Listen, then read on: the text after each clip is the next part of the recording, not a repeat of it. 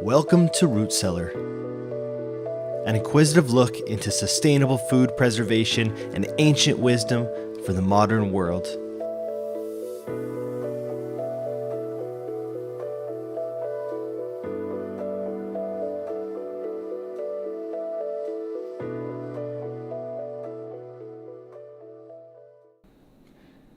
Hey folks, welcome to Root Cellar. Today we are working on building a raised garden box topper. So a bit of a greenhouse topper. We're going to be building it with materials mostly around the yard with the exception of the plastic and the little PVC pipe I'm going to use to build the rafters. So we'll start out by just gathering our materials. I'm going to use a bit of scrap wood, just some 2x4s to build a frame to sit on top of my garden box. Then I'm going to take some PVC end caps and just drill them into the frame. I'll then cut and bend some PVC pipe that will just sit into those caps, and I'll put a couple little stabilizers, and then we're going to put the 6mm plastic over top, and we'll have a enclosed mini greenhouse. And our growing season in Lethbridge starts, a lot of people say May long weekend is kind of the time when most people plant. So this should increase our growing season by probably 6 weeks. So I plan to, it's early April and I plan to plant this next week. And I can already tell it's quite a bit warmer in there. So I'm really excited. I've wanted to do this for a long time. And today we're going to kind of go through the process, and I'm not an expert at this. This is something I'm kind of trying to throw together in a DIY style, and I hope it inspires you to know that you probably won't do any worse than I did. So here we go.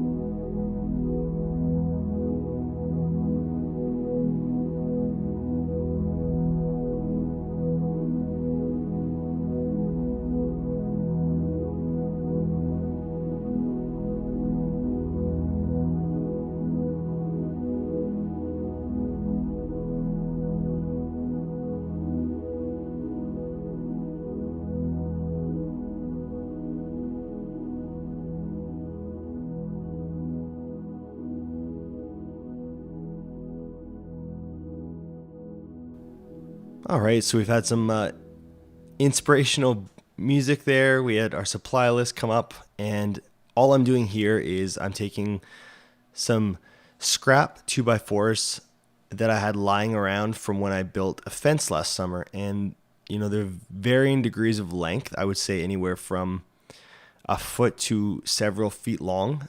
None of them were long enough on their own to just be cut and placed as one side of the frame. So I am gluing sometimes 2 or 3 pieces together to make it long enough for a side.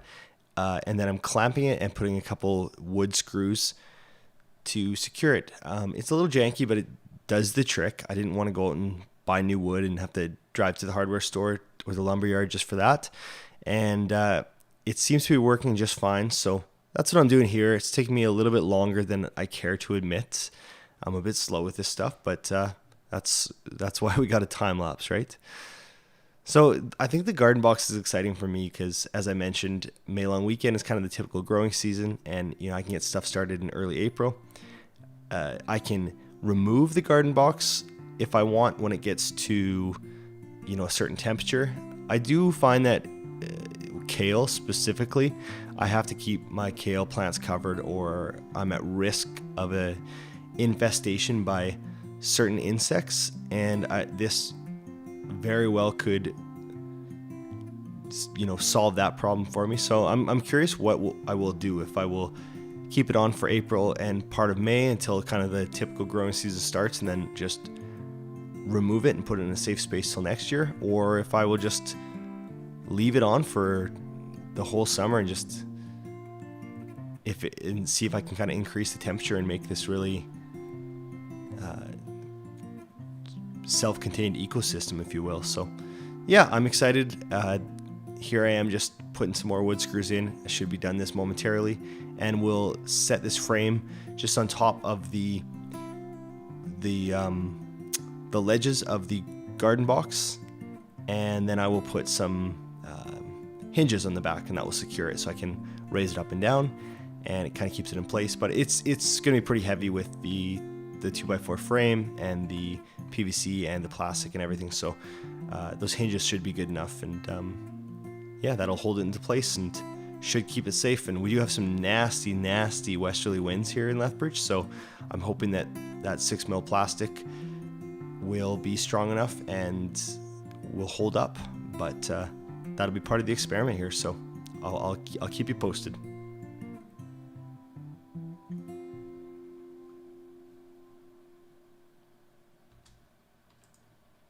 All right, as you can see, we built our wooden frame with available scrap wood that I've had lying around. So I just glued that together, put some screws in it, and just built it along the existing frame. And now to get ready to put the plastic PVC toppers on, we are going to take some end caps from the PVC, as you can see there, and I'm just going to drill a small pilot hole so they don't crack, and then I'll screw those down, and that's what we use to fasten on that PVC pipe. So here we go. All right, so I'm taking the caps that you can find in any hardware store where you can buy PVC pipe, and I just grabbed the caps that fit the 3/4 inch PVC piping, and those are going to be my holsters for the archway. So I'm just putting them on where I want them, on top of my wood frame, and then I'm using making a little pilot hole so they don't crack, and then I'll just put a little wood screw through into the frame.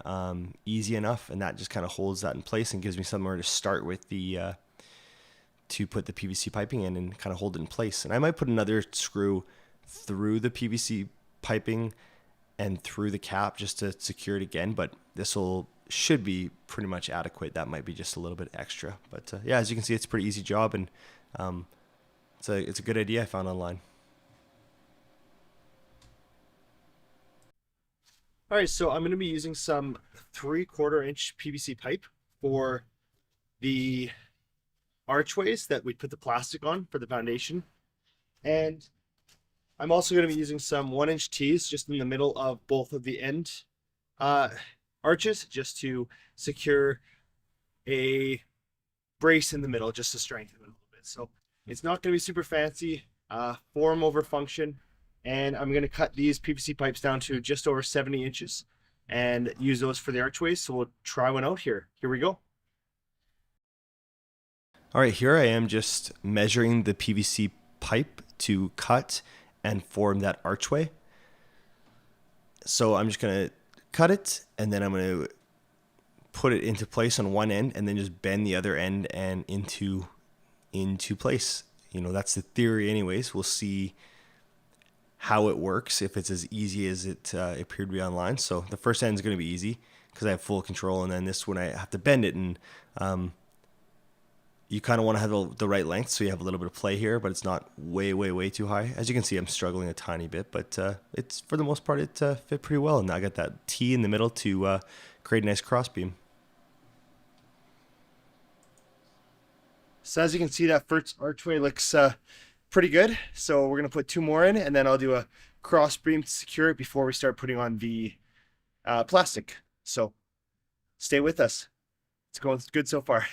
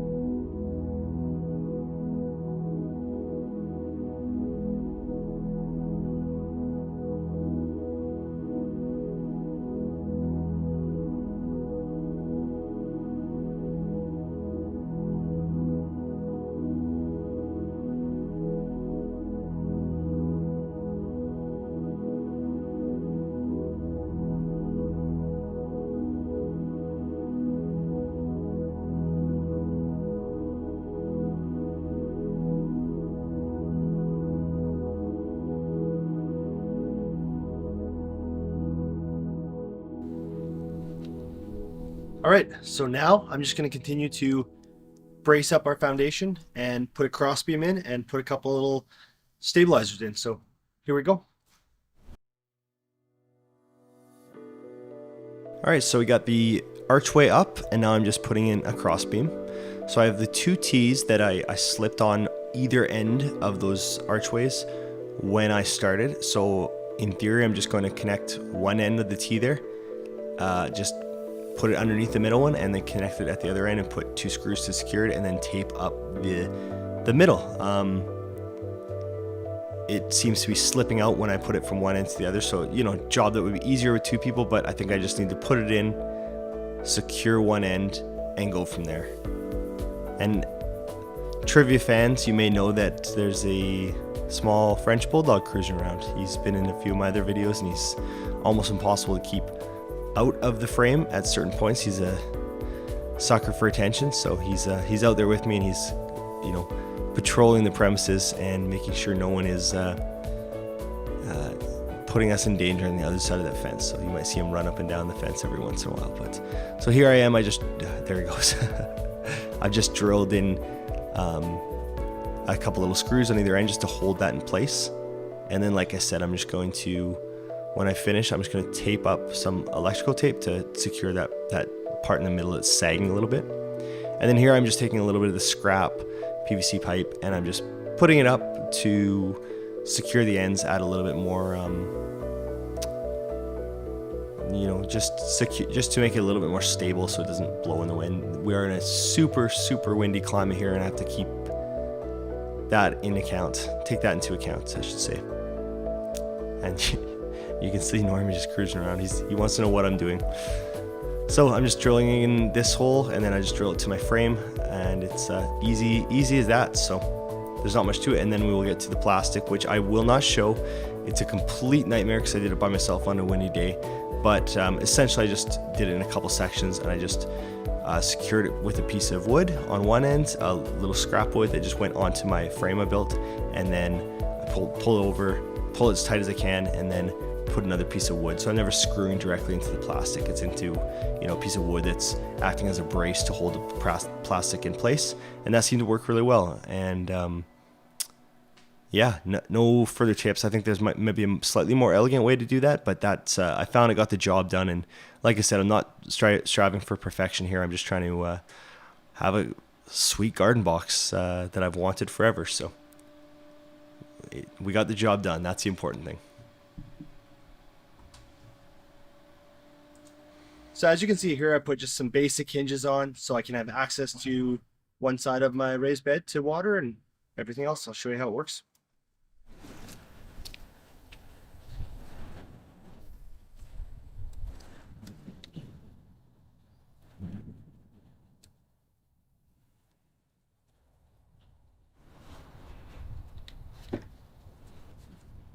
All right, I'm just gonna tape up that middle section right there that's sagging a bit.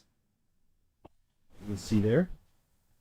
And then as you can see, I've got some basic 6 millimeter greenhouse plastic that I'm just going to drape over the rafters now, and add a piece of wood on each side to keep it tight, and I'll show you when I'm done there.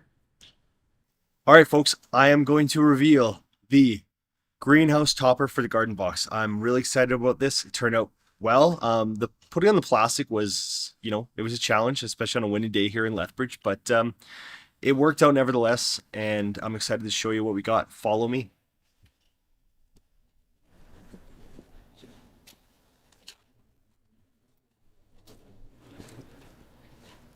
Ta-da! So this is it.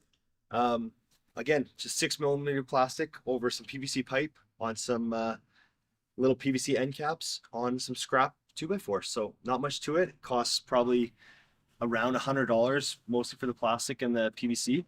I'll open it up, show you what I got. You